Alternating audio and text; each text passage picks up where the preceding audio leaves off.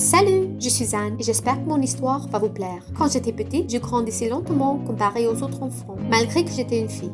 Maman était très inquiète à ce propos. Elle m'emmenait donc consulter beaucoup de docteurs, mais ces derniers n'ont jamais détecté la moindre anomalie, affirmant que chaque enfant se développe au rythme qui lui convient et que tôt ou tard, je ne serai plus différent des autres enfants. Eh bien, ils ont eu tort à ce propos, mais j'en suis que ravie. J'ai commencé à parler à l'âge de 4 ans et aussitôt, je formulais des tas de phrases tout en bavardant sans arrêt. C'était bien sûr bizarre, mais maman a été toute heureuse. Cependant, ce n'est seulement qu'à l'école primaire que j'ai appris à faire ce que doit faire un enfant. Tu l'as appris, c'est déjà bien, me disait ma mère. Mais il y avait quelque chose qui me distinguait du reste des enfants. J'avais une mémoire tout simplement incroyable. Je me souvenais littéralement de toute ma vie par heure. Je pouvais à coup sûr dire ce que j'ai fait dans le week-end il y a 2 semaines. Le jour où j'ai regardé un film précis, ce que j'ai acheté à la boutique il y a quelques mois et combien j'ai dépensé pour des achats.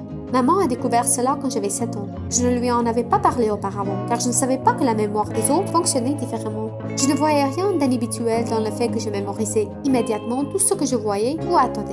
Une fois à l'école et après mes discussions avec d'autres enfants, je me suis rendu compte que j'avais une mémoire très spéciale. J'ai ainsi commencé à en faire usage. Par exemple, j'aimais beaucoup les jeux de cartes car je me souvenais facilement des cartes jouées et battues, ce qui m'offrait souvent la victoire. Mes parents ne jouaient pas avec moi car personne n'aime perdre tout le temps, n'est-ce pas? Mais je jouais souvent avec mes amis et camarades de classe et je le faisais par plaisir et pas juste pour le jeu. Bah ouais, comme c'était amusant. Tout allait très bien aussi sur le plan des études. Assise en classe, je mémorisais instantanément tout ce qu'on apprenait. Ainsi, je n'ai jamais fait de devoirs de toute ma vie. Et oui, j'allais rarement à l'école car je ne pouvais lire que quelques chapitres du manuel par jouer et passer sans problème le contrôle.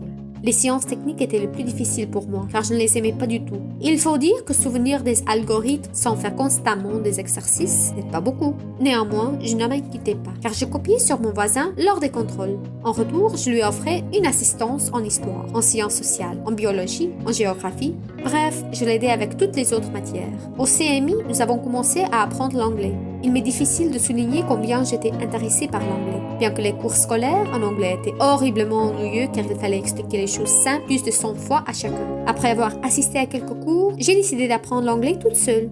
Vous ne me croyez jamais, mais j'ai appris l'anglais en 1 semaine. J'ai mémorisé des milliers de mots en 3 jours après avoir passé une journée sur la grammaire. Le reste du temps, je faisais des exercices. Ainsi, après 7 jours, je parlais très bien anglais et je pouvais regarder des films ou lire des livres dans cette langue. C'est à ce moment que je regardais en version originale toute la série de films Harry Potter et j'ai commencé à relire des livres sans traduction. J'adorais tout simplement ce monde magique, c'est pourquoi j'étais donc très intéressée. Ma mère était ravie de mes connaissances et m'a suggéré d'essayer d'apprendre quelques langues de plus et je me suis mise au travail avec zèle. Pour les plus simples comme l'anglais, il m'a fallu moins d'1 semaine. Les plus complexes succombaient en 20 jours, mais ce fut beaucoup plus d'exceptions. Le chinois m'a appris plus de temps après l'anglais, le français, l'allemand, l'espagnol et l'italien. L'apprentissage du chinois m'a pris 3 mois de cours avec les répétiteurs qui étaient tout simplement choqués par mes résultats. Sa mâchoire a littéralement touché le sol lorsqu'il a découvert pour la première fois ma mémoire phénoménale. Finalement, en moins d'1 an, j'ai appris toutes les langues du monde.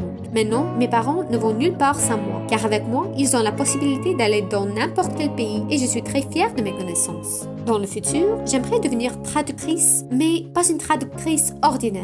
Je veux être célèbre et connue. Je pense qu'avec ma mémoire, ce genre de travail pourra me permettre d'être à l'abri du besoin durant toute ma vie. Il faut dire que je suis très intéressée par cela.